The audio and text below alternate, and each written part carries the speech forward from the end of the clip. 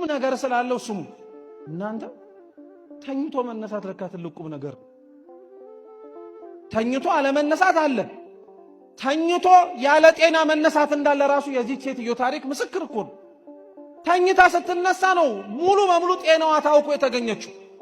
12 ዓመት ሙሉ ተሰቃይታበታለች። ያሰቃያት የደሟ መፍሰስ ብቻ አይደለም።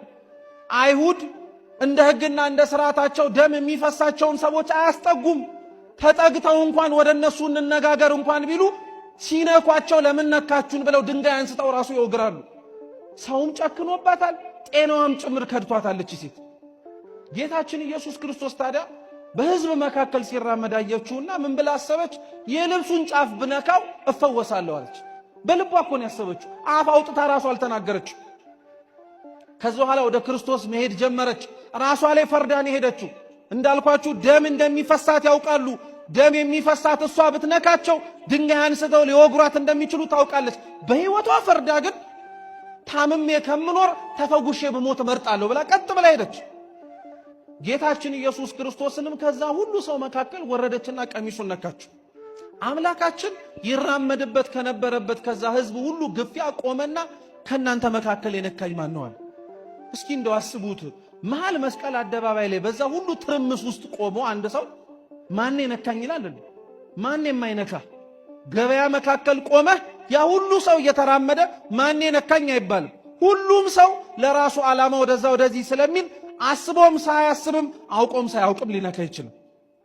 ጌታችን ኢየሱስ ክርስቶስ ግን ያ ሁሉ ሰው እየነካው ለዛ ሁሉ ሰው ማን የነካኝ ብሎ አልጠየቀም። እሷን ግን ማን የነካኝ ብሎ ጠየቀ።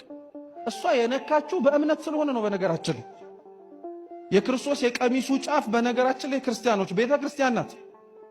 ነብዩ ኤርምያስ እግዚአብሔር አምላክም በረጅም በዙፋኑ ላይ ከፍ ብሎ እንዳየው ሲናገር የመቅደሱን ጫፍ መቅደሱን ሞልቶት ነበር ይላል። የቀሚሱ ጫፍ መቅደሱን ሁሉ ሞልቶት ነበር። ዛሬ ተረትና ዘበት ይመስለናል ላላመንንና አምነንም ጭምር ለማንመላለስ ክርስቲያኖች እንጂ እናቶቻችን ለዚህ ጥሩ ምስክር ናቸው። መተው የቅድስት ቤተ ክርስቲያኑን ደጅ አምዱን ይነኩታል፣ ጀርባቸውን ይመቱበታል፣ ይዳበሱበታል፣ አፈሩ ላይ ይንከባለሉበታል። በውጭ ያለ ሰው አይቶ ድንጋይ ላይ ተንከባለሉ፣ አፈር ላይ ተንከባለሉ ቢል አይገርምም። ሲጀመር አፈርም አፈር ነው ለርሱ፣ ድንጋይም ድንጋይ ነው። ቤተ መቅደሱስ ቤተ ክርስቲያን ውስጥ ሆነን እንደዛ አይነት ድርጊታቸውን አላዋቂነትና ያለማመን ነጸብራቅ ነው ብለን እኮ የምናወራ ሰዎች አለን። ግን እነሱ ተፈውሰው እነሱ ከእግዚአብሔር ጋር ቀርበው እነሱ በንጹህ ልባቸው ሲነኩት ግን እግዚአብሔር እነሱን ከኛ ይልቅ ማን የነካኝ ብሎ ይናገራል። ማን የነካኛል? ከናንተ መካከል አንድ ሰው የነካኝ ሰው ሲነካኝ ከሰውነቴ ኃይል ሲወጣ ተሰምቶኛል። ያቺ ሴት አፍራ ተሸማቃ እኔ ነኝ ራሱ አላለችው። ክርስቶስ ግን የነካውን መነካት ካወቀ የነካውን ማንነትም የሚያውቅ ማእመረ ህቡዓት ሁሉን የሰወረውን የሚገለጥለት አምላክ ነውና ዞሮ ወደዛ ሴት ምን አለ?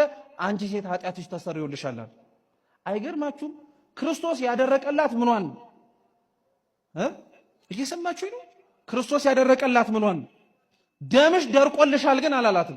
ምንሽ ተሰርዮልሻል ያላት እግዚአብሔር። አይገርማችሁም?